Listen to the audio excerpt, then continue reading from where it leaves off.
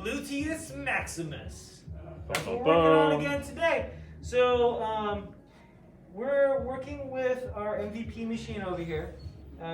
There are two different sets of bands up here that I want you to pay attention to. If you're doing this exercise, it's going to be very difficult if these bottom bands are connected to the front up here.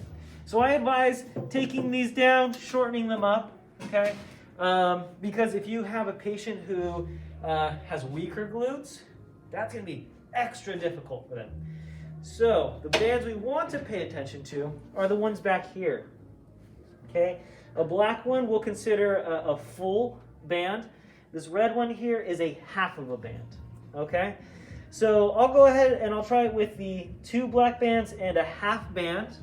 Now what I want the patient to do is they can lean a little bit on here, but they're going to use this back plate for support. Okay, the inside leg is the one that we're going to work on. So if I'm working on this inside leg here, they can use any one of these rungs. Okay, the farther up they come, the harder it's going to be on kind of gaining that momentum. So I always kind of suggest using that back one and just kind of the middle of the foot.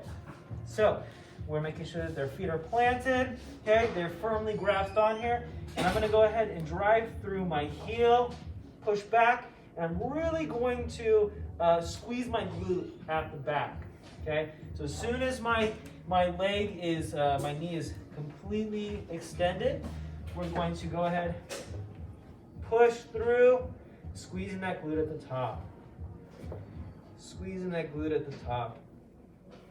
Okay, this can also be done with lower functioning patients too.